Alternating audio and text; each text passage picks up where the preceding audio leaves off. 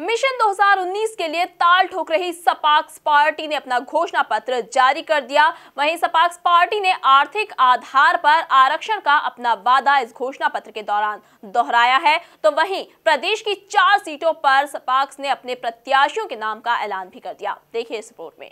लोकसभा चुनाव की रणभेरी बज चुकी है, तो वहीं देश के सभी प्रमुख दलों ने जनता के सामने चुनावी वादों की झड़ी लगा दी है। इसी कड़ी में विधानसभा चुनाव के बाद लोकसभा चुनाव में भी सपाक्स पार्टी ताल ठोकती नजर आ रही है।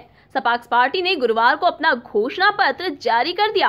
इसमें पदोन्नति में आरक्षण की समाप्ति, सभी सरकारी योजनाओं का लाभ जातिगत आधार पर न कर आर्थिक आधार पर लागू करने जैसे संकल्प लिए गए हैं।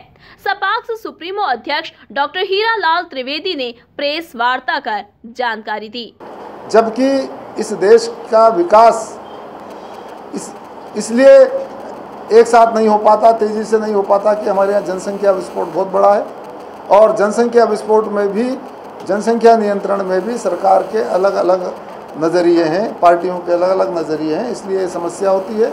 सख्ती के साथ हमारे दो कानून बना के लागू होना चाहिए इस देश में, ताकि जो है आगे जनसंख्या नियंत्रण हो और लोगों को इस देश के विकास में भागीदार बनाया जा सके। प्रमाण पत्र देके उनका ऋण माफ़ कर रहे हैं, उनका बिजली बिल माफ़ कर रहे हैं, सर्टिफिकेट दे रहे हैं कि आपका हमने माफ़ किया। स्थिति ये हो रही है कि लोगों की मानसिकता टैक्स चुकाने की, बिल चुकाने की या ऋण चुकाने की ख़त्म होती जा रही है।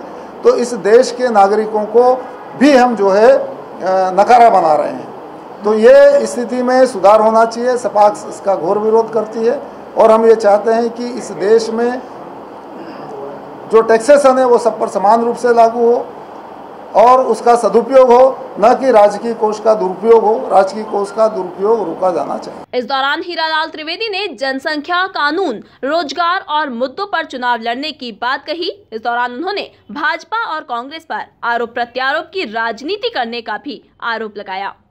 कानून की मांग करते हैं, पारदर्शिता होना चाहिए, क्योंकि आजकल जितने सिस्टम आ रहे हैं, जितनी चीज़ें लाई जा रही है, उस सब में आप कोई ना कोई एक दूसरे पे आरोप प्रत्यारोप करते हैं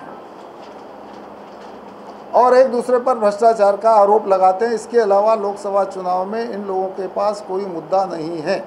यदि चुनाव लड़ना है इनको तो मुद्दों आधारित लड़ना चाहिए, न कि जो है एक दूसरे पे आरोप लगाते हैं, मंदिर की बात करते हैं, आपकी जाति की बात करते हैं, आपको लालच देने की बात करते हैं, बस इसी पे चुनाव हो जाता है। इस देश का विकास की बात नहीं करते, इस देश में समान कानून की बात नहीं करते, समान संहिता की बात नहीं करते। जो मुद्दे इस देश के हैं, जो मुख्य समस्याएं हैं, उसकी बात नहीं होती है।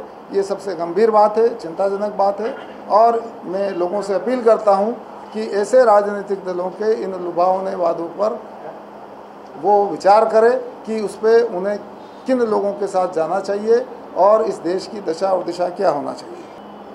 तो जो इस प्रकार की जितनी योजनाएं हैं, चाहे वो भाजपा ला रही है या कांग्रेस ला रही है, ये मतदाताओं को सीधे रिश्वत देने का मामला है और हम इस प्रकार से चुनाव आयोग से भी ये मांग करते हैं कि इस पे प्रतिबंध लगना चाहिए कि घोषणा पत्रों में किसी को भी कोई चीज़ फ्री में देने की बात नहीं होना चाहिए।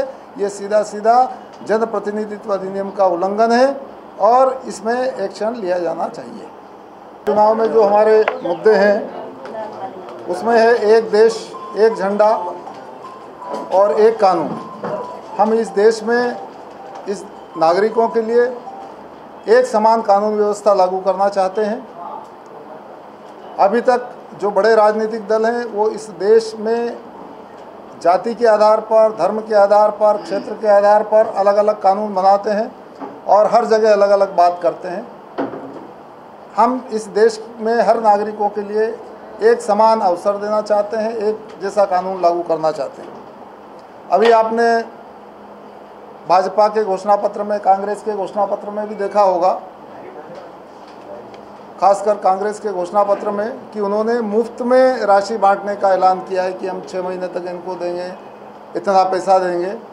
हम इन सब चीज़ों के खिलाफ हैं, क्योंकि कोई भी राशि यदि किसी व्यक्ति को फ्री में दी जाती है उसका दुरुपयोग होता है और इस देश के जो नागरिक टैक्स अदा कर रहे हैं, खासकर ये पूरा भार मध्यम वर्ग पे पड़ता है।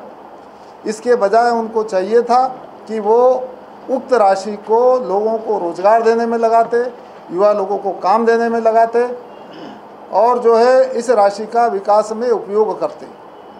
आरक्षण को भी हम जाति के आधार पर लागू नहीं करना चाहते हैं। यदि आरक्षण निरंतर रखना है, ये 26 जनवरी 2020 को ख़त्म हो रहा है, इसको यदि निरंतर रखना है तो आर्थिक आधार पर रखना चाहिए।